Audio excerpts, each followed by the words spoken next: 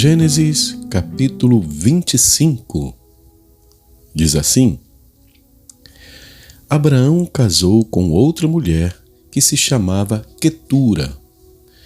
Ela lhe deu à luz Zinrã, Joquissã, Medã, Midian, Isbaque e Sua. Joquissã gerou Seba e Dedã. Os filhos de Dedã foram Assurim, Letuzim e Leumim. Os filhos de Midian foram Efá, Éfer, Enoque, Abidá e Elda. Todos estes foram filhos de Quetura.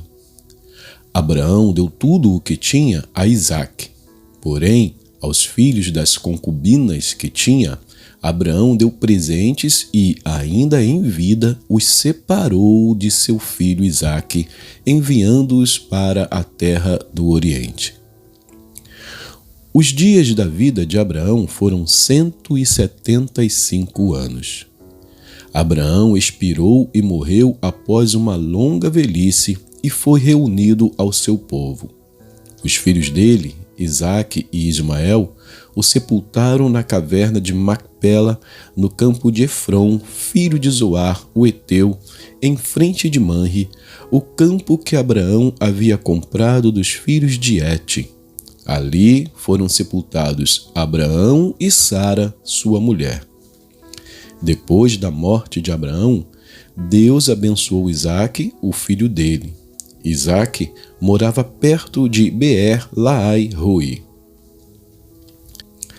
São estas as gerações de Ismael, filho de Abraão, que Agar, egípcia, serva de Sara, lhe deu à luz. Estes são os nomes dos filhos de Ismael por ordem de nascimento.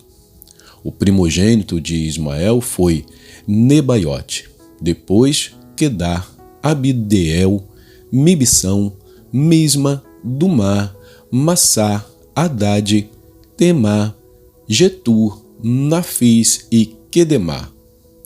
Estes são os filhos de Ismael e estes são os seus nomes pelas suas aldeias e pelos seus acampamentos, 12 príncipes de seus povos.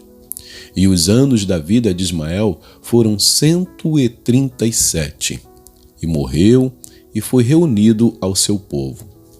Os filhos de Ismael habitaram desde Avilá até Sur, nas imediações do Egito, no caminho para a Assíria.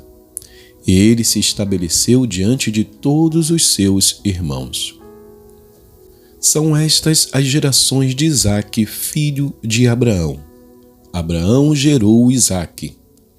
Ele tinha 40 anos quando tomou por esposa Rebeca, filha de Betuel, o arameu de Padã-Arã, irmã de Labão, o arameu. Isaque orou ao Senhor por sua mulher, porque ela era estéril. O Senhor ouviu as orações dele, e Rebeca, a mulher de Isaque, ficou grávida. Os filhos lutavam no ventre dela. Então ela disse: "Por que isso está acontecendo comigo?" E ela foi consultar o Senhor. E o Senhor lhe respondeu: 2 nações estão no seu ventre, 2 povos nascidos de você se dividirão. Um povo será mais forte do que o outro, e o mais velho servirá o mais moço. Cumpridos os dias para que desse à luz, eis que havia gêmeos no seu ventre. Nasceu o primeiro, ruivo, todo revestido de pelo, por isso deram-lhe o nome de Esaú. Depois nasceu o irmão. Com a mão segurava o calcanhar de Esaú, e por isso lhe deram o nome de Jacó.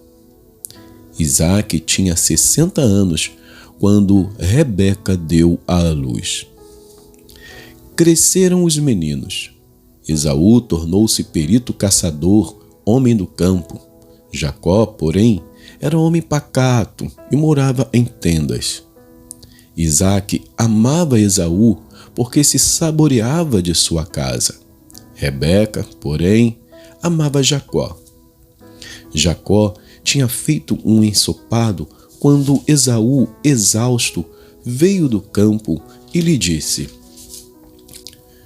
por favor, me deixe comer um pouco da coisa vermelha, essa coisa vermelha aí, pois estou exausto.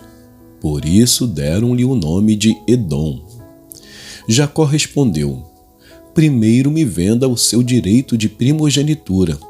Ele respondeu: estou morrendo de fome, de que me vale o direito de primogenitura?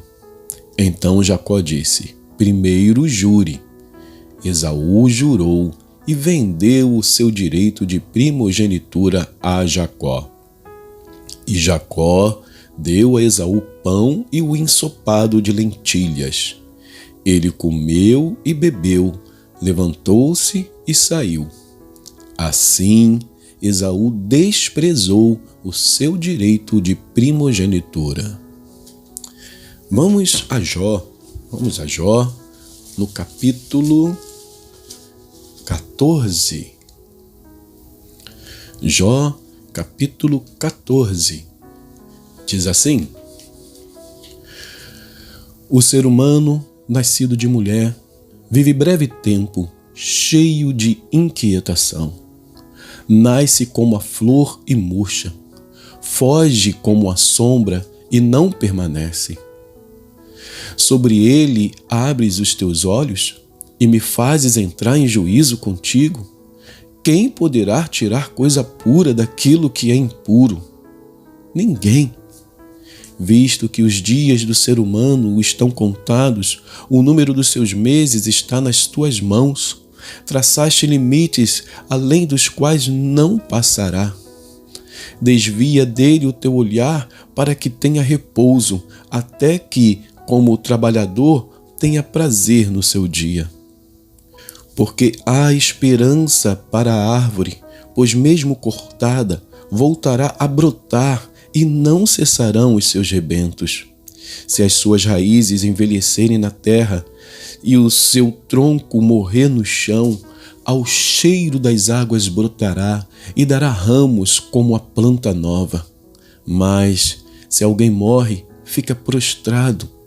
O ser humano expira, e para onde vai?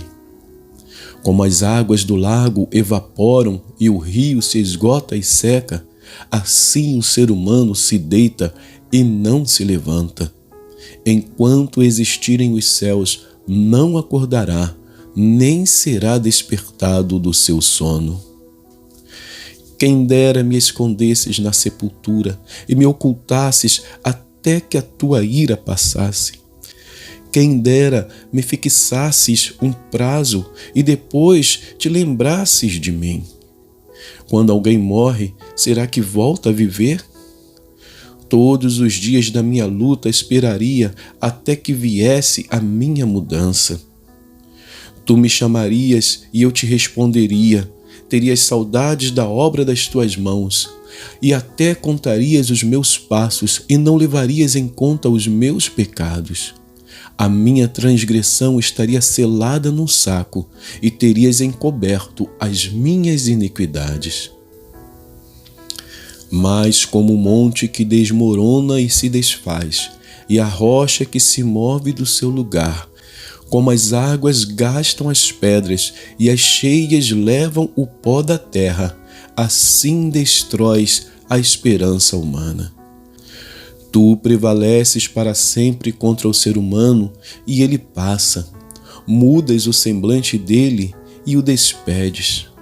Os seus filhos recebem honras e ele não sabe. São humilhados e ele não percebe. Ele sente as dores apenas de seu próprio corpo e a sua alma lamenta apenas por si mesma.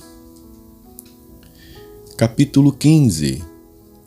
Então Elifaz, o temanita, tomou a palavra e disse: será que um sábio daria respostas vazias?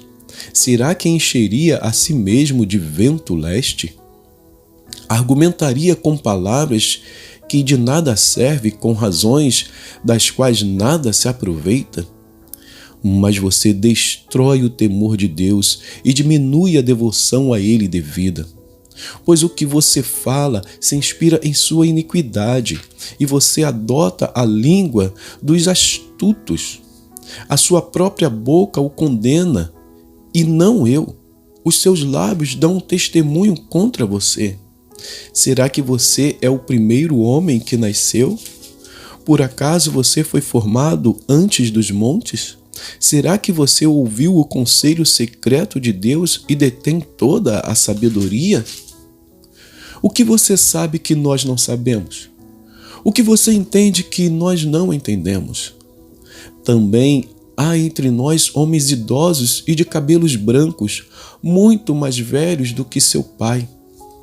Você faz pouco caso das consolações de Deus e das suaves palavras que dirigimos a você? Porque você se deixa levar pelo seu coração? Porque os seus olhos flamejam para que você dirija contra Deus o seu furor? E porque deixa que tais palavras saiam de sua boca? Que é o homem para que seja puro, e o que nasce de mulher para ser justo? Eis que Deus não confia nem nos seus santos, nem os céus são puros aos seus olhos, quanto menos o homem que é abominável e corrupto, que bebe a iniquidade como água. Escute o que eu vou explicar. Vou contar-lhe o que vi, o que os sábios anunciaram sem ocultar nada, tendo-o recebido dos pais deles, aos quais somente foi dada esta terra, sem que nenhum estrangeiro passasse entre eles. O ímpio é atormentado todos os dias, no curto número de anos que se reservam para o opressor. Os sons dos horrores estão nos seus ouvidos. Na prosperidade lhe sobrevém o destruidor. Não crê que possa escapar das trevas, e sim que a espada o espera. Anda vagando em busca de pão, dizendo: onde está?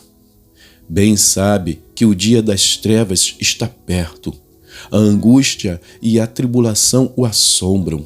Prevalecem contra ele como o rei preparado para a batalha. Porque ele levantou a mão contra Deus e desafiou o Todo-Poderoso. Arremete contra ele obstinadamente, protegido por um grosso escudo, porque cobriu o rosto com a sua gordura, que se acumulou também na cintura. Morou em cidades assoladas, em casas em que ninguém devia morar, que estavam prestes a virar ruínas. Por isso, não ficará rico, nem subsistirá a sua riqueza, nem se estenderão os seus bens pela terra. Não escapará das trevas, a chama do fogo secará os seus rebentos, e ao sopro da boca de Deus será arrebatado. Que ele não confie na vaidade, enganando a si mesmo, porque a vaidade será a sua recompensa. Esta lhe chegará antes da hora, e o seu ramo não reverdecerá.